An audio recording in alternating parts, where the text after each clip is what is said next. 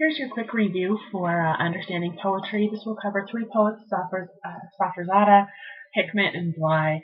Uh, First things first, when you're reading poetry, read it more than once. The first time, read it silently to yourself so you can get a general idea of what the poem is about. The second time, read it out loud. Poetry is meant to be read out loud and expressed and shared. This will help you get a feel for the rhythm and usually some of the themes. And then read it a third time, looking for poetic devices, theme, rhyme, metaphor, simile, and these deeper meanings to poetry. And now the first poem we're going to talk about is Birthplace by Safrazada.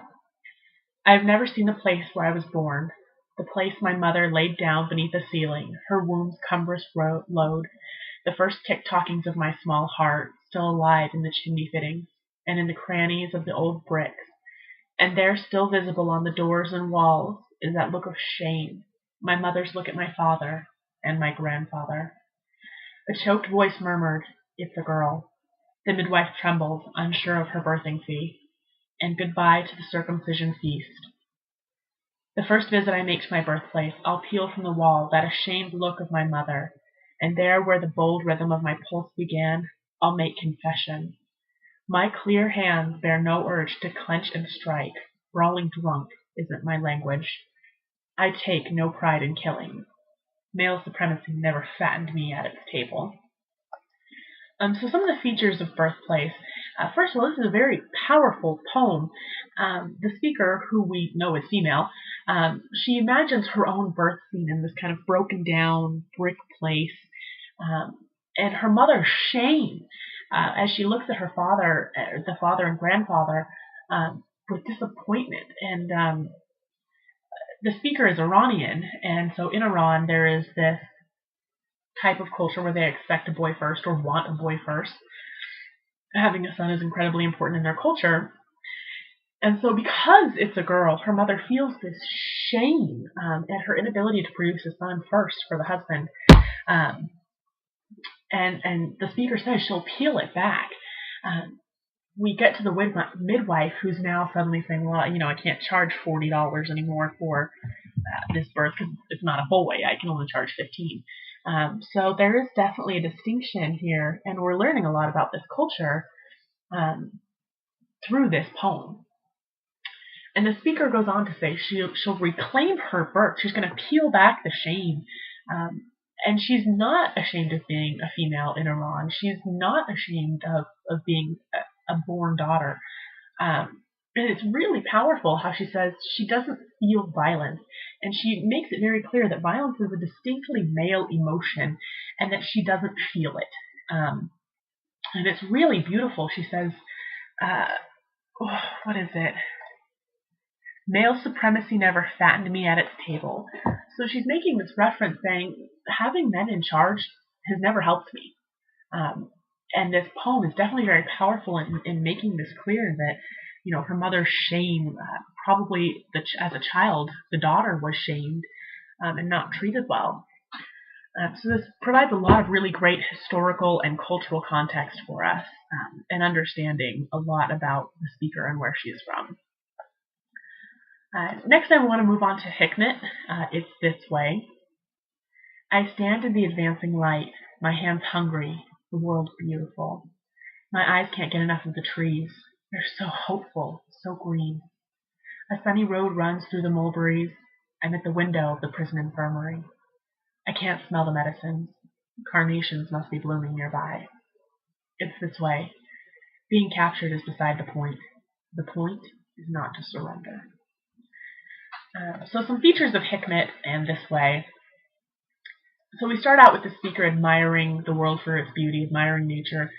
It starts out like a very traditional poem, the beautiful mulberry, the sun is shining, it's so green and hopeful. And then we kind of have this sudden shocking shift where he says, I'm in the prison infirmary, but I don't smell the medicines because the carnations are blooming. And this is kind of a really beautiful metaphor for the fact that he doesn't feel imprisoned because nature is out there and reaching out to him. Our speaker says there's a distinct difference between capture and surrender.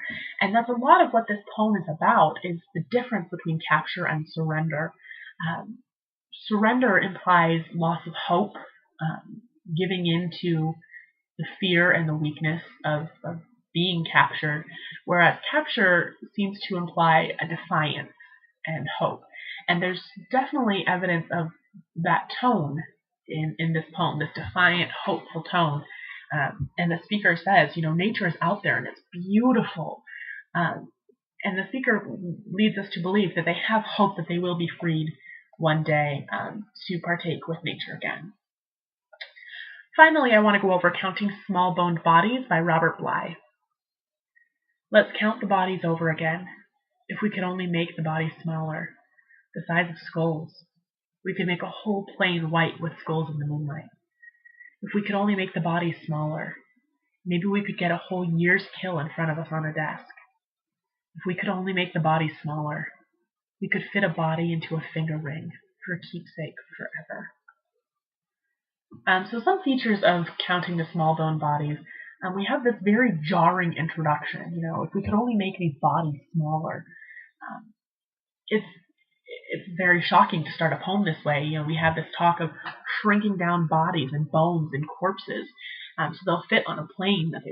I picture this huge white field with just corpses, and you can see images of this a lot during the Civil War and a lot during World War II, and it's very jarring and disturbing. And the speaker goes on to say, if we could shrink them small enough, we could fit a whole year's kill on a desk. And again, the visuals that are accompanying this poem are very powerful and disturbing. And he talks about creating these corpses into a keepsake forever.